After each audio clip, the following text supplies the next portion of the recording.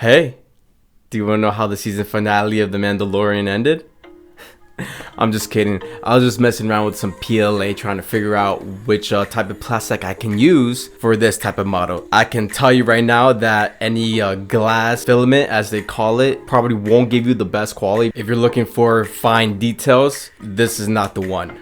What's going on, YouTube? My name is Richard Alvarez. Hope all is well in these trying times, and happy Thanksgiving. Welcome to my channel, Richie's Revelations, and another video on 3D and Tell, where I indulge speaking about facts of a print. Then I will show you a time lapse of the print itself, and then finally remove the print off the heat bed and properly polishing it up to an awesome finish. Let's begin, shall we?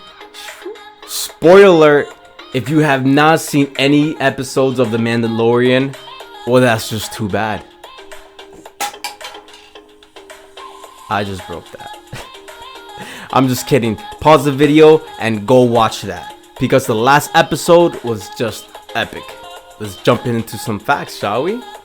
The Mandalorian are a race of sensational beings from the planet Mandalore in the Star Wars universe. As a part of Mando's religion, he cannot remove his helmet or have anybody take off his helmet unless he's, well, dead, obviously. But this wasn't the case in season 1, where a nurse droid had to remove his helmet to save his life.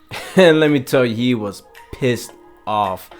Probably why he doesn't like droids. Not sure if that counts as one or as somebody removed his helmet, but his helmet was taken off, so I guess he's going to hell. In season 2 of The Mandalorian, Bo-Katan of Clan Kreese told Mando that he was a child of the Watch, which is a cult of religious zealots that broke off the true Mandalorian community. That being said, Mando's biblical verse of "this is the way" wasn't really the way. Mando's actual name is Din Djarin. This can be first heard by Moff Gideon in season 1. The Mandalorians are extremely known for being mercenaries and bounty hunters with incredible fighting skills. They are known for riding the legendary mythosaur, which are ancient sea creatures from the planet Mandalore. Mando was said to be a foundling, which are kids that become orphans in battle. The Mandalorian would then take these orphans and raise it as their own. But the Mandalorian doesn't take any children, because that would be child abduction. But no, they take children that have the will to fight and to live, which is perfect because they need to prolong their race, so they can't just pick any Joe Schmo off the streets, unfortunately. And I'm sure every kid out there has it in them. But no.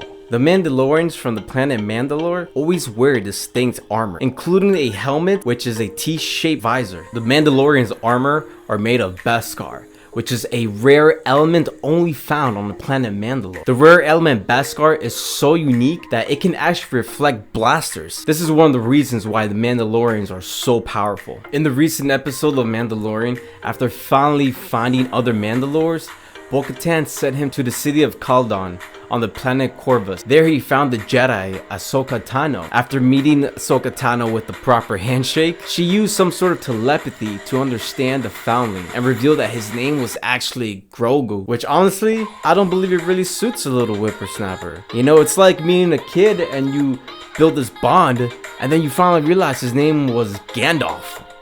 Like, no, it's cute and adorable. Give us something that's more appealing. Grogu. I'm just kidding. I think it's a fairly unique name for a short green guy. This part was actually very baffling for me. Like, I had to watch it at least a couple times to shoot. I still don't even understand it. So after Ahsoka Tano had a brief telepathical conversation with Grogu, she said, and I quote, "I've only known one other being like this.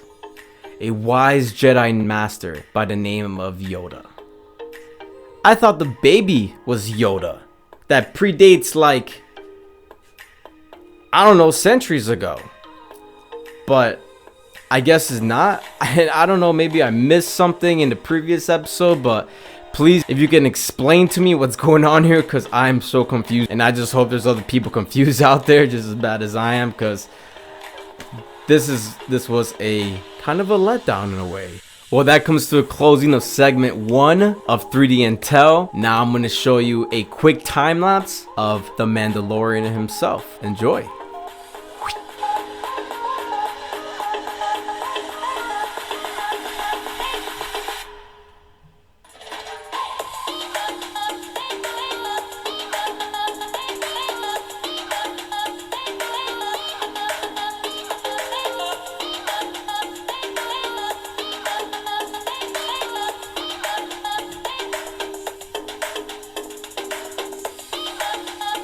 Welcome back, hope you enjoy that. Just keep in mind, I'm very new to the time-lapse game. Trying to get all the perfect angles and perfect lighting and perfect settings.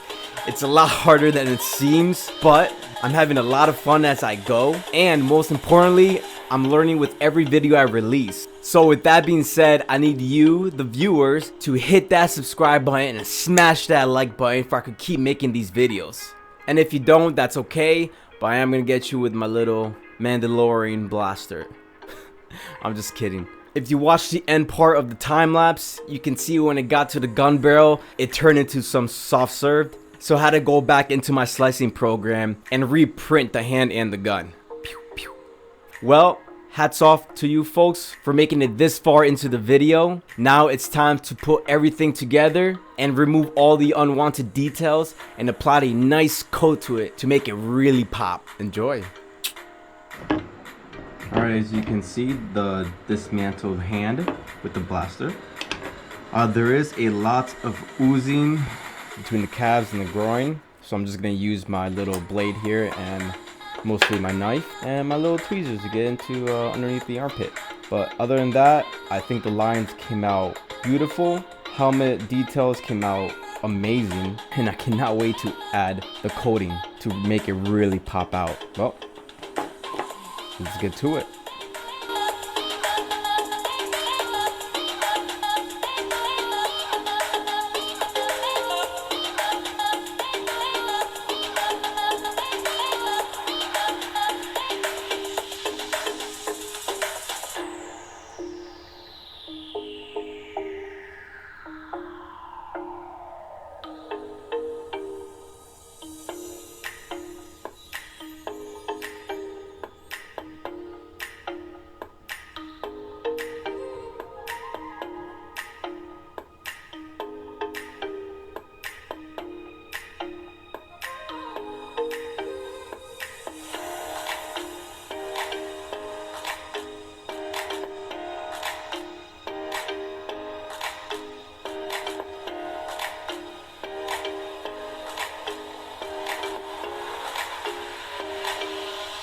And we are finally done.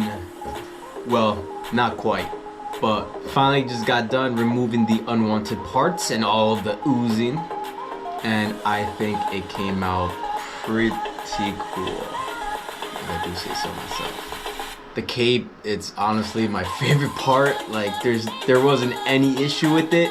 Probably like sanded down a bit, but that was pretty much it. But overall, I'm like really impressed, but we're not quite done.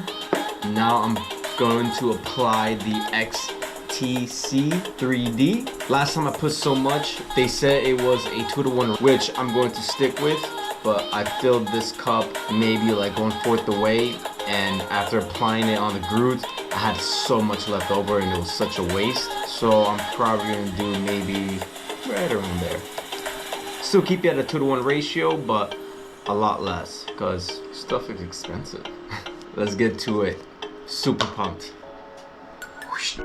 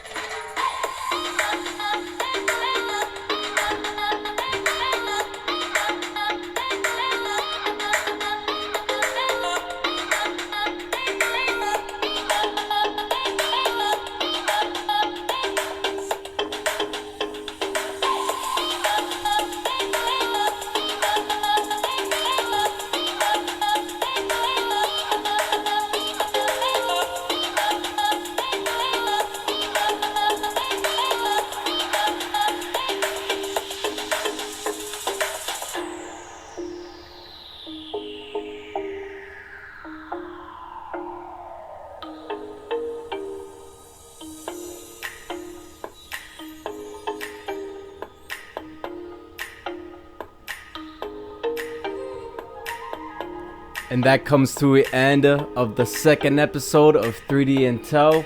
I want to thank you so much, folks, for watching my videos and supporting my channel. Again, as I make these videos, they are going to get a lot more better.